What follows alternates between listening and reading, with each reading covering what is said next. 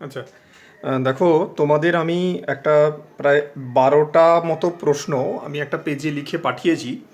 এগুলো হচ্ছে কতগুলো নিউম্যারিক্যালস, মানে ছোট ছোট অঙ্ক যেগুলো জেনেটিক্সের আসে।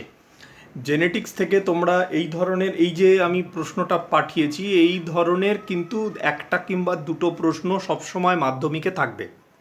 এগুলোকে আমরা জেনেটিক্সের অঙ্ক বলে থাকি, কিন্তু এগুলো ঠিক অঙ্ক নয়, এগুলো হচ্ছে থিওরির একটা অ্যাপ্লিকেশন। যে থিওরিটা আমরা পড়লাম এতক্ষণ পর্যন্ত, তার অ্যাপ্লিকেশন পার্ট। তো এগুলো খুব সোজা, এবং সবথেকে বড় কথা, এগুলো করতে গেলে কোনো কিছু মুখস্থ করার দরকার হয় না। জিনতত্ত্বের বা জেনেটিক্সের সামান্য ধারণা থাকলেই এগুলো করা যায়। সো এগুলো পড়তে হয় না, এগুলো জাস্ট একটু অভ্যেস করতে হয়, প্র্যাকটিস করতে হয়, আর নিজের কনসেপ্টটাকে অ্যাপ্লাই করতে হয়, ওইটুকু করতে পারলেই হলো। আমি তোমাদের জন্য কতগুলো প্রবলেম এখানে সলভ করে দেখাচ্ছি, তাহলে তোমরা বাকি প্রবলেমগুলো সলভ করবে এবং করে আমাকে পোস্ট করবে। আমি বলে দেব কোন কোন প্রবলেম কে কে পোস্ট করবে, ঠিক আছে? তারা সেই প্রবলেমটা করে পোস্ট করবে। তবে আগে আমার করা বা সলভ করার জায়গাগুলো দেখো। যেমন আমি তোমাদের জন্য প্রথমে যেটা সলভ করব সেটা হচ্ছে 2 নম্বর কোশ্চেনটা।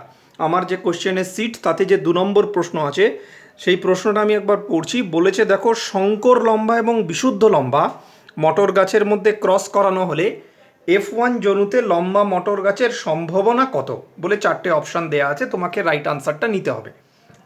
এখন এই দেখো, আমি এখানে করেছি। প্রথম কথা হচ্ছে শঙ্কর লম্বা আর বিশুদ্ধ লম্বা। তাহলে শঙ্কর লম্বা এগুলো করতে গেলেই না, প্রথমে যে প্রশ্নটা ভালো করে পড়ে কার কার মধ্যে ক্রস করাতে হচ্ছে সেটা আগে খাতায় লিখে নেবে। যেমন দেখো, আমি এখানে লিখে নিয়েছি শঙ্কর লম্বা, তার সঙ্গে ক্রস করানো হচ্ছে বিশুদ্ধ লম্বা। তাহলে শঙ্কর লম্বা যে গাছ, তার জেনোটাইপ কি? অবশ্যই ক্যাপিটাল টি এবং স্মল টি হবে। আচ্ছা, এই শঙ্কর আর বিশুদ্ধ তোমরা কিন্তু জানো, আমি আগেও বলেছিলাম যে হোমোজাইগস মানে হচ্ছে বিশুদ্ধ, আর হেটারোজাইগস কথাটার মানে হচ্ছে শঙ্কর। তাহলে হোমোজাইগস যদি হয় তাহলে সেটা ক্যাপিটাল টি বা স্মল টি হবে, আর হেটারোজাইগস হলে ক্যাপিটাল টি স্মল টি হবে। তাহলে শঙ্কর লম্বা মানে গাছটার জেনোটাইপ হচ্ছে ক্যাপিটাল টি স্মল টি। আর বিশুদ্ধ লম্বা যেটা, সেটার জেনোটাইপ কি হবে? অবভিয়াসলি বিশুদ্ধ লম্বা বলেছে, তাহলে ক্যাপিটাল টি হবে, মানে হোমোজাইগস কন্ডিশনে থাকবে।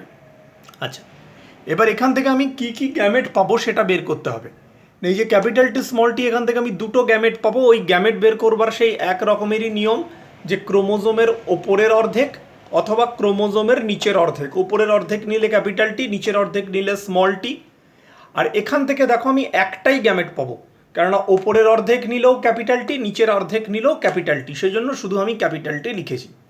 এবার যদি আমি এদেরকে নিষেক করাই, তাহলে এর সঙ্গে এটাকে মিলিয়ে দিলে ক্যাপিটাল টি হচ্ছে, আর এর সঙ্গে এটাকে যদি আমি নিষেক করিয়ে দিই এই গ্যামেটের, তখন স্মল টি ক্যাপিটাল টি হচ্ছে, বা ক্যাপিটাল টি স্মল টিও লিখতে পারো, কোনো অসুবিধা নেই। তাহলে আমার এই যে গাছগুলো হলো F1 প্রজেনিতে, তারা কি হচ্ছে? প্রত্যেকেই লম্বা হচ্ছে। এ তো লম্বা হবেই, কেননা ক্যাপিটাল টি রয়েছে। এও লম্বা হবে, কেন না ক্যাপিটাল টি স্মল টি এর ওপর প্রকট। তাহলে দেখো, আমাকে বলেছে যে, প্রশ্নতে বলেছে যে লম্বা মটর গাছের সম্ভাবনা কত পার্সেন্ট। তাহলে এখানে দুটো গাছ হলো, দুটোই লম্বা, তার মানে কত পার্সেন্ট লম্বা হলো? 100%ই লম্বা হচ্ছে। তাহলে ওখান থেকে আমাকে 100% চুজ করতে হবে। বোঝা গেল? এইটা কিন্তু একটু বলি, যে এখানে যেহেতু দুটো গাছ হচ্ছে, দুটো গাছের দুটোই লম্বা, তাহলে 100% লম্বা।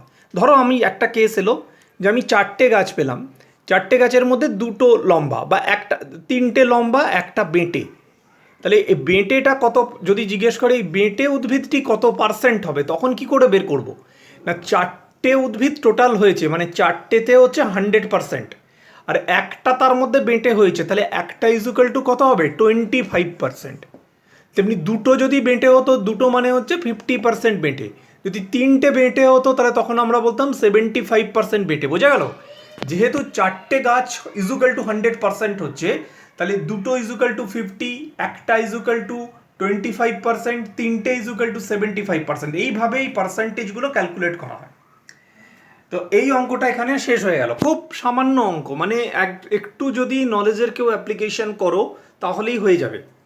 তারপরে আমি আরেকটা প্রবলেম তোমাদের জন্য করিয়ে দিয়েছি, সেটা হচ্ছে 5 নম্বর প্রবলেমটা।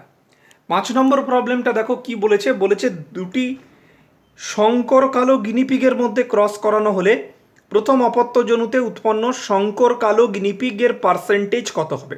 এটা ছিল 5 নম্বর প্রশ্ন। তো গিনিপিগের গায়ের কালো রং এটাকে আমি চিহ্নিত করেছি ক্যাপিটাল বি দিয়ে, তেমনি গিনিপিগের সাদা গায়ের রং এটাকে চিহ্নিত করেছি স্মল বি দিয়ে। এটা দেখেই বুঝতে পারছো তাহলে নিশ্চয়ই কালো সাদার উপরে প্রকট, তা না হলে আমি ক্যাপিটাল বিটা এখানে লিখতাম না। সো ক্যাপিটাল বিটা অবশ্যই প্রকট, মানে কালো রং প্রকট। এবার কি বলেছে না, দুটো শঙ্কর কালো গিনিপিগের মধ্যে ক্রস করানো হয়েছে। তাহলে শঙ্কর কালো মানে ক্যাপিটাল বি স্মল বি একটা হবে, আর একটাও ক্যাপিটাল বি স্মল বি হবে, তবেই তারা শঙ্কর কালো হবে। এইখানটাই কিন্তু ধরার জায়গা, যে আমার জেনোটাইপগুলো আমাকে ফেনোটাইপটা পড়ে বুঝতে হবে। যে এটা যদি শুধু বিশুদ্ধ কালো বলতো তাহলে কিন্তু আর ক্যাপিটাল বি স্মল বি হতো না। বিশুদ্ধ কালো হলে তখন কিন্তু ক্যাপিটাল বি হয়ে যেত, তা কিন্তু হবে না। এখানে এখানে শঙ্কর কালো বলেছে, তাই ক্যাপিটাল বি স্মল বি হবে। এইখানগুলোতেই শুধুমাত্র একটু নিজের আইডিয়াটাকে কাজে লাগাতে হবে, যে শঙ্কর বা বিশুদ্ধ এটা কি বলছে, তখন সেই অনুযায়ী কাজ করতে হবে। তাহলে দুটো শঙ্কর কালো, সো ক্যাপিটাল বি স্মল বির সঙ্গে আরেকটা ক্যাপিটাল বি স্মল বির ক্রস করানো হলো। এবার দেখো এখানে কি কি গ্যামেট পাবো। অবভিয়াসলি ওই আবার একই নিয়ম, ক্রোমোজোমের ওপরের অংশটা অথবা সমসমস্ত ক্রোমোজোমের নিচের ক্রোমোজোমটা, তাহলে ওপরটা হলে ক্যাপিটাল বি, নিচেরটা হলে স্মল বি। এখানেও তাই, ওপরটা হলে ক্যাপিটাল বি, নিচেরটা হলো স্মল বি। তাহলে এখানেও দুটো গ্যামেট পাবো, এখানেও দুটো গ্যামেট পাবো, দুটো দুটো করে। এবার আমি এই গ্যামেটের সঙ্গে এই গ্যামেটটাকে প্রথমে মিলিয়েছি, তারপরে এই গ্যামেটের সঙ্গে এই গ্যামেটটাকে মিলিয়েছি। তাহলে এখানে কি হয়েছে, ক্যাপিটাল বি, এটাই কি হয়েছে স্মল বি ক্যাপিটাল বি। এইবার এই গ্যামেটটার সঙ্গে এই গ্যামেটটাকে মিলিয়েছি, আর এই গ্যামেটটার সঙ্গে এই গ্যামেটটাকে মিলিয়েছি, সেখানেও দেখো ক্যাপিটাল বি আর স্মল বি পেয়েছি। তাহলে এখানে এও কালো, এও কালো, এও কালো, এ কেবলমাত্র সাদা। কিন্তু প্রশ্নটা কি চেয়েছে, উত্তরটা দেখো চেয়েছে যে প্রথম অপত্যজনুতে উৎপন্ন শঙ্কর কালো গিনিপিগ কটা হবে। শঙ্কর কালো মানে কি, মানে হেটারোজাইগাস কন্ডিশনে। তাহলে দেখো তিনটে কালোর মধ্যে কেবল হেটারোজাইগাস কন্ডিশনে এই দুটোই আছে। তাহলে আমি যদি আবার সেই পার্সেন্টেজ বার করি, টোটাল দেখো চারটে ইন্ডিভিজুয়াল তৈরি হয়েছে, চারটে গিনিপিগ তৈরি হয়েছে, তার মানে চারটেতে হচ্ছে 100%। তার মধ্যে শঙ্কর কালো কে কে হলো, এ আর এ, এই দুটো। তাহলে 50% হবে হচ্ছে শঙ্কর কালো। বোঝা গেল আমি কি বলতে চাইছি? এইখানে যদি না বোঝো, মুখস্থ করো, তাহলে কিন্তু কোনো দিনই এই প্রবলেমগুলো আর সলভ হবে না। পরে গিয়ে ভয়ঙ্কর প্রবলেম হবে, কেননা এরপরে প্রবলেমগুলো আরেকটু কমপ্লিকেটেড হবে। তো এখানটা ভালো করে বুঝে নাও, আমার টোটাল চারটে অপত্য, বোঝাই যাচ্ছে চারটে গিনিপিগ। তাহলে চারটে গিনিপিগ ইজুকাল টু 100%, তার মধ্যে কালো তিনটে। বাট এখানে কিন্তু কালো চাইনি, তোমাদের কাছে জানতে চেয়ে যে শঙ্কর কালো মানে হেটারোজাইগাস কন্ডিশনে কে কে আছে। তো হেটারোজাইগাস কন্ডিশনে কেবলমাত্র দুটো আছে, this one and this one. তাহলে এই দুটো মিলিয়ে হচ্ছে 50%। তাহলে শঙ্কর কালো কত হবে, 50%। আচ্ছা, আমি আরও দুটো অঙ্ক তোমাদের বোঝানোর সুবিধার জন্য করে দিচ্ছি। 6 নম্বর অঙ্কটা একটু দেখো। 6 নম্বর অঙ্কটা আছে ক্যাপিটাল টি স্মল টি এবং ক্যাপিটাল টি স্মল টি, মানে দুটো শঙ্কর লম্বার ক্রসে উৎপন্ন 500টি অপত্যের মধ্যে কটি শঙ্কর অপত্য হবে। এখানে টোটাল নাম্বার অফ অপত্যটা বলেই দিয়েছে। দেখা যাক তাহলে কি দাঁড়ায় না, একটা হচ্ছে ক্যাপিটাল টি স্মল টি, তার সঙ্গে আর একটা ক্যাপিটাল টি স্মল টির ক্রস করানো হচ্ছে। তাহলে এখান থেকে আমি কি কি গ্যামেট পাবো, অবভিয়াসলি যা হয় ওপরের হাফ আর নিচের হাফ। তাহলে ওপরের হাফ যদি হয় তাহলে ক্যাপিটাল টি, নিচের হাফ হলে স্মল টি। তেমনি এখান থেকেও ওপরের হাফ হলে ক্যাপিটাল টি, নিচের হাফ হলে স্মল টি। এইবার যদি আমি এর সঙ্গে একে প্রথমে নিষেধ করিয়েছি, তারপরে এর সঙ্গে একে, তারপরে এর সঙ্গে একে, আর এর সঙ্গে একে, এইভাবে করিয়ে দেখো 1 2 3 4, চারটে অপত্য পাওয়া গেছে। এখন এখানে কিন্তু চারটে অপত্য মানে চারটে না, এখানে বলেই দিয়েছে যে টোটাল নাম্বার অফ অপত্যের সংখ্যাটা হচ্ছে 500, মোট 500টা অপত্য পাওয়া গেছে।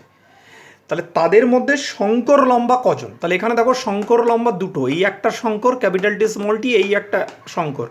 তাহলে টোটাল কত হচ্ছে 50%। তাহলে 50% অফ কার, মানে টোটালের, টোটালটা কত, 50%-এর টোটালটা হচ্ছে 500 বলেই দিয়েছে। তাহলে 500-এর 50% কত হবে, 250। তাহলে টোটাল নাম্বার অফ শঙ্কর অপত্য এক্ষেত্রে হবে 250।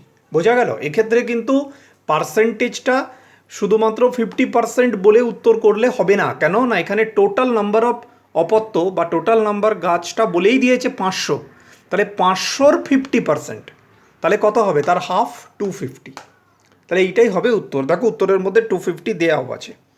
ঠিক তেমনি আমি আরেকটা জিনিস বলবো, 9 নম্বরের প্রশ্নটা একই ধরনের। দেখো শঙ্কর লম্বা দুটি মোটর গাছের ক্রসে F1 জনুতে কত % শঙ্কর লম্বা হবে, সেম থিং।